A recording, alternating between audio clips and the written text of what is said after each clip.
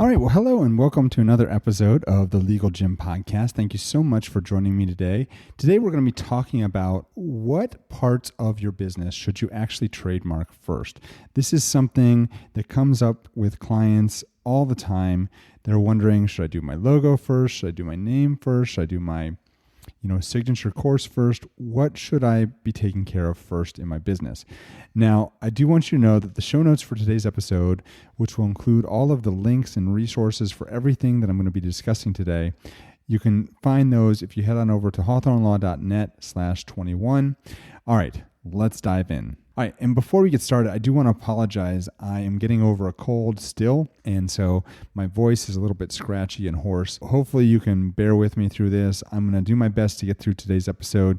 Hopefully next week I'm feeling better, but just want to let you know about that. Also, I want to let you know, before we get into the amazing content for today's episode, I do want to let you know about a new training that I'm working on. And I've been talking about this for the past several weeks now. Coming up soon here, hopefully if you're listening to this by early October, I'm going to be teaching my 4R framework for how to get your trademarks registered quickly and easily. In addition, I'm going to be sharing the top 3 mistakes that I see online entrepreneurs make that can sabotage their brand and even force them into bankruptcy. Yes, that's absolutely can happen. So if you want to sleep better at night knowing that your brand is protected, you don't want to miss this training. Just head on over to hawthornelaw.net/trademark to get notified when the training is live. One more time, that's hawthornelaw.net/trademark. And everyone who attends this training is going to get a free gift. So if you are an entrepreneur who's building a brand online, this is one training that you definitely don't want to miss. One more time, head on over to hawthornelaw.net/trademark to get signed up for the notification list today. All right, so for today's episode, if you are starting a business, then chances are you want to make sure that that business is protected legally in all the possible ways that you can. And one of the ways that I've talked about in past episodes, specifically episode number 20, if you didn't catch that one, you definitely want to check out episode number 20 to figure out why it is that trademark protection is so important, especially when you're just getting started in business. So starting from this assumption that you know that you need to file for trademark protection, but you aren't sure what you need to trademark. Is it your name? Is it your podcast? Is it your course? Is it your slogan? Is it a logo? What is it that you should trademark first? Now, a lot of people get confused by the differences between copyrights and trademarks, and I want you to go on over to episode 14 if you're still confused by that, where I talk about all the differences between those two. Assuming you understand the differences, then it comes down to deciding what it is that you should trademark first. And as I already mentioned, here are some of the options. You've got your business name. Maybe you have a logo for your business. You have a slogan for your business. Maybe you have a product offering or a signature course that you think that would be important to trademark. Perhaps your podcast, if you have a podcast, the podcast name, or even the YouTube channel name that you use for your business, and even potential future assets for your business that you're not even using yet, but maybe you've got an idea for what the names are for things that you want to sell or use in your business. So let's take each of these and let's go in order of importance in terms of what you should be trademarking first. I don't typically recommend that people go out and file trademark applications for every single piece of intellectual property in their business. And the reason for that is that if somehow the branding is connected and you are unable to secure the trademark for one element, then it could cause problems for the remainder of the branding in your business. So I do like to see people start with their business name. So if your business has a creative and a unique name that really sets you apart from the competition, then it is really smart to secure that trademark first. And more than likely, this is going to be your most valuable trademark and will cost you a significant amount of money and capital if it were stolen, or if you found out that you were accidentally infringing on somebody else with that name, or if you had to rebrand that name. These are all things you don't want to happen. So you want to start with your business name first. And another reason for that is, as I was just saying, your business name normally will also play into the other names that you use in your business. So you always want to start with your business name. All right, the second thing that I would look into trademarking, once you have secured the rights to your business name, or at least started the process of securing the rights to your business name, is your signature course or service.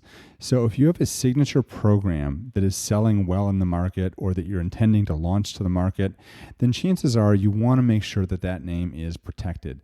The last thing you want to see is a dip in sales when someone else steals your name and starts generating their own sales from customers that thought they were buying from you. And I've heard horror stories from other entrepreneurs who this has actually happened to, where they started selling something, they had a great name, and then they noticed a bunch of ads running for another product that had the same or very similar name to theirs and actually stole sales from their course.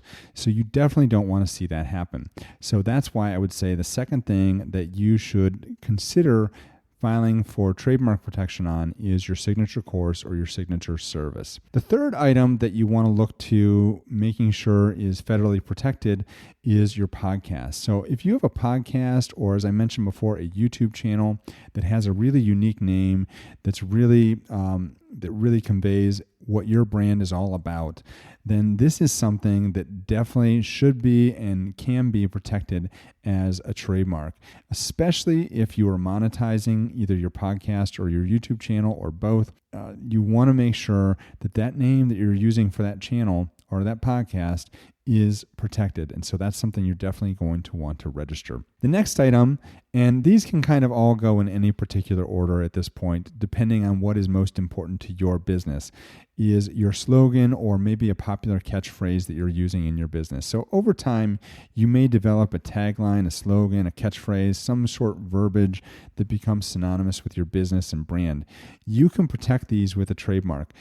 There's a lawyer down in Florida named John Morgan who started a personal injury firm years and years ago, and he developed this catchphrase called "For the People."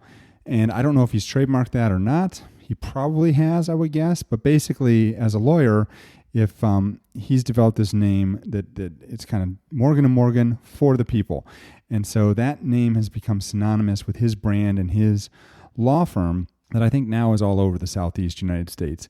So if you have a name like that, some sort of catchphrase or slogan or verbiage that becomes synonymous with your business and your brand, you definitely want to make sure you protect that with a trademark. All right, next we have your logo. So if you have a stylized name, what I mean by stylized name is if you have a name that kind of is written in a fancy way with maybe fancy font or something like that, then I typically recommend that you just protect the words only, because that's going to give you protection regardless if it's written in a stylized way or just normal like Times New Roman font. It doesn't matter. It's going to protect your name anyway. But if it comes to a logo, if you have a logo that has some sort of unique drawing or some sort of you hired somebody to create a specific look for you, kind of like the Nike swoosh. That's the best logo that I can think of. You definitely can protect those. So you can protect drawings as well. Also, you can protect scents. So if, like for a hotel chain and you've got a special scent that you pipe in through the hotel, you can protect that scent. You can protect colors. So like sports teams will often trademark their colors because they'll have special colors associated just with their team. You can protect all of these things. You can also protect sounds. So any type of something that's unique to your business. Oh, the other thing I will say is trade dress is another one. And trade dress is like the look of a bottle. So like the Coca-Cola bottle, that's trade dress. Everyone knows that bottle is unique to Coca-Cola.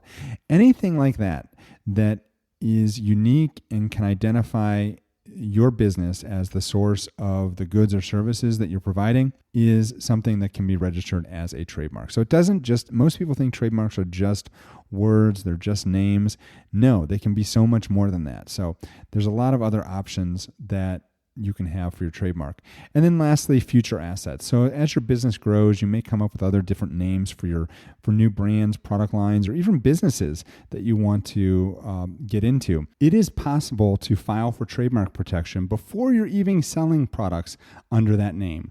And by doing this, you can ensure that your rights are protected long before the public or your competition even knows what you're doing. So you've seen a lot of famous people do this with different names that they're thinking about using, it becomes part of the news because they're famous and people monitor what actions their businesses or they personally are taking. So you see this often with businesses and things of that sort. All right, so once again, just a quick recap of the trademarks that you should be considering for legal protection in your business. Number one, we're going to start with your business name. Number two, your signature course or service that you might be offering right now, or maybe that you intend to offer in the future. Number three, the name of your podcast or your YouTube channel. Number four, your slogan or popular catchphrase that you might be using in your business.